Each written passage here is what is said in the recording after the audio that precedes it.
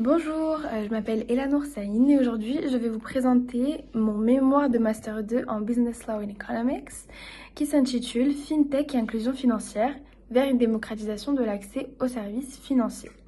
Donc dans un contexte de digitalisation accélérée, les FinTech ont émergé comme des acteurs majeurs de la transformation du paysage financier. Donc elles offrent des alternatives aux services bancaires traditionnels, donc en combinant innovation technologique, rapidité, accessibilité et parfois même gratuité. Donc ce mémoire part d'un constat simple. Malgré ces avancées, aujourd'hui plus d'1 milliard de personnes dans le monde restent exclues du système financier formel. J'ai donc souhaité interroger la capacité réelle justement des fintech à corriger cette exclusion et à contribuer à une inclusion plus large, plus équitable et plus durable. Voilà, donc la question centrale dans ce travail est la suivante. Dans quelle mesure les fintech permettent-elles une véritable inclusion financière et quelles en sont les limites économiques, technologiques et réglementaires?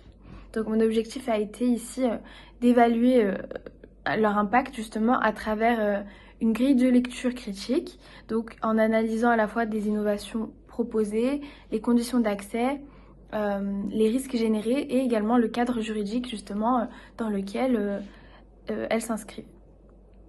Donc voilà, j'ai adopté une approche qualitative, donc articulée autour de 3 axes principaux.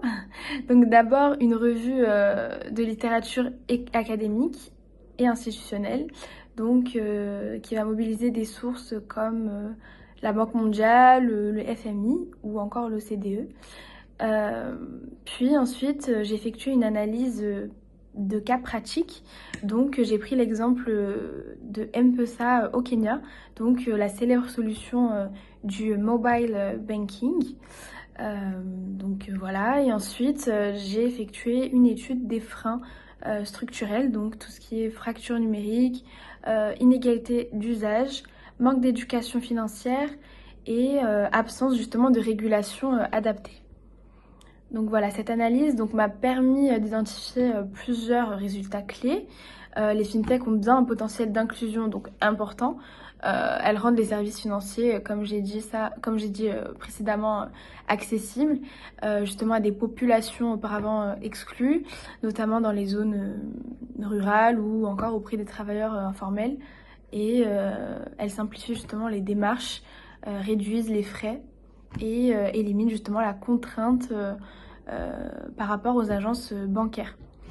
Mais comme je l'ai dit, cette inclusion reste incomplète et fragile.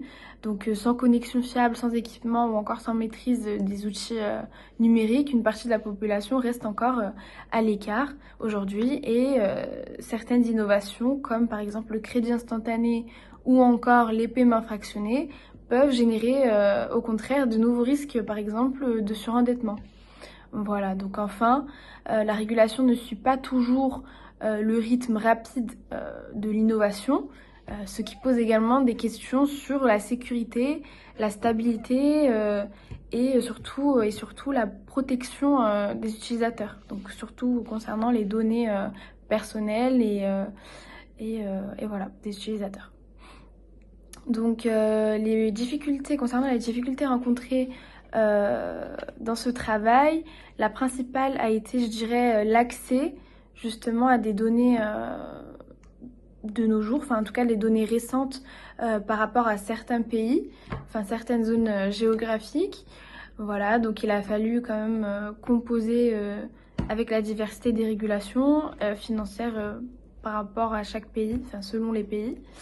Et je dirais plus globalement, une difficulté a été de trouver un équilibre entre le discours qui est très optimiste autour des fintech, avec une analyse justement qui est plus nuancée et basée sur des faits réels et surtout récents. Voilà.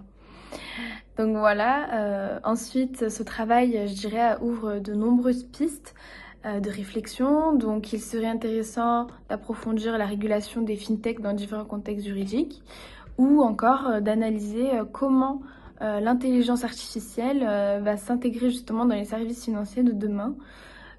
Voilà, on pourrait même observer les effets des partenariats entre les banques traditionnelles et les fintechs, donc sur la répartition des différents rôles dans le système financier, ou même encore évaluer les impacts concrets sur l'éducation financière des utilisateurs. Voilà, donc pour conclure, ce travail m'a permis de vraiment comprendre le rôle que les fintechs peuvent jouer dans la transformation du paysage financier. Elles simplifient l'accès à des services de base comme le paiement, l'épargne ou le crédit.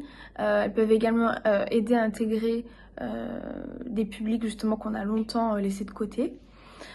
Mais en même temps, encore une fois, cette inclusion reste fragile.